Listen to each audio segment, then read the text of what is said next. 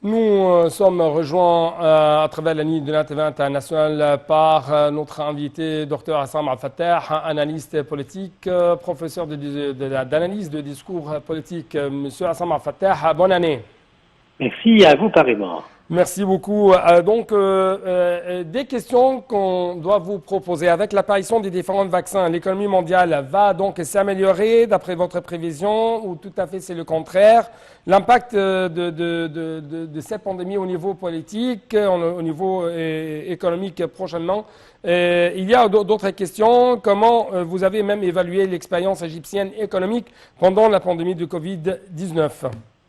Eh bien, commençons d'abord par l'économie mondiale. On sait très bien qu'à cause de la pandémie du Covid-19, l'économie mondiale a été affectée, gravement même affectée, parce que chaque État essaye de maintenir l'équilibre entre, bien sûr, la santé de citoyens et en même temps, c'est toujours maintenir le processus économique, le processus de progrès.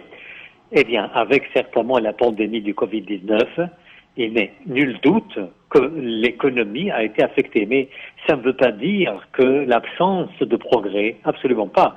Mais peut-être le taux de progrès était peut-être, par rapport à l'année dernière, à titre d'exemple, n'était pas aussi fort que l'année précédente. Voilà, c'est ça. Mais l'évolution continue, bien sûr.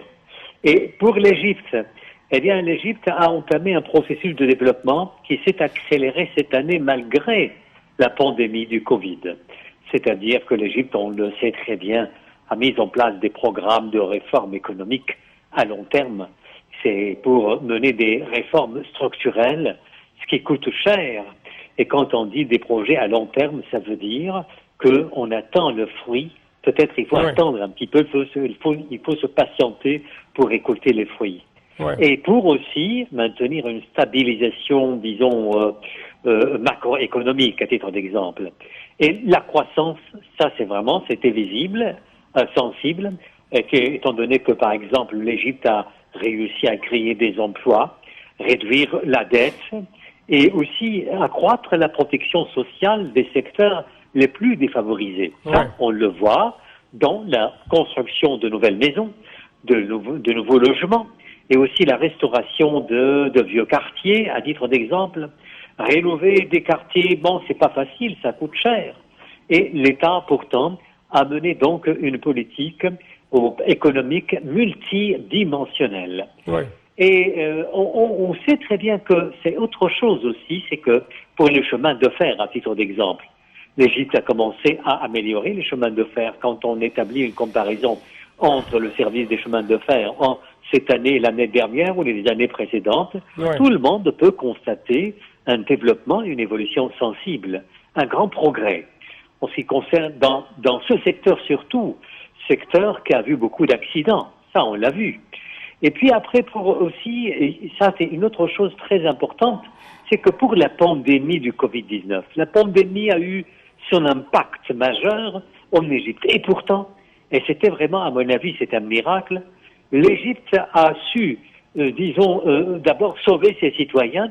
Ça, on a vu par exemple l'hospitalisation des citoyens, ouvrir de nouveaux services médicaux et en même temps, tous les hôpitaux étaient dans un état d'alerte maximum. Et ça, on l'a vu. Et en même temps, la marche économique, le progrès économique continue. C'est-à-dire, on n'a vu aucun projet, par exemple, paralysé. Ça, on ne l'a pas vu. Et par rapport, par exemple, à d'autres pays. Et cet équilibrage, en fait, est une question très difficile à surmonter. Et puis, il y a autre chose à côté de la pandémie, c'est la promotion du développement économique et avec ce qu'on appelle surtout la politique sociale. C'est-à-dire, sur le plan de l'éducation, sur le plan, par exemple, de la santé, sur le plan de logement, surtout sur le plan de l'éducation. J'aimerais bien, parce que je n'ai pas beaucoup de temps, j'aimerais bien vous proposer cette question.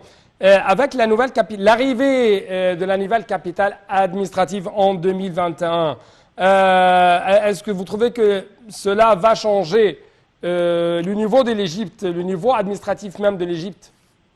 Oui, une fois que la nouvelle capitale donc achevée, on verra beaucoup de changements. Parce qu'actuellement, le gouvernement a commencé une politique pour transférer tous les ministères, tous les services gouvernementaux dans la nouvelle capitale administrative. Et puis maintenant, on a vu surgir beaucoup de bâtiments, beaucoup de services gouvernementaux, beaucoup de constructions, et même, c'est-à-dire des logements de luxe. Ça, on l'a vu. Et je pense que la nouvelle capitale sera aussi un foyer très important pour attirer le tourisme.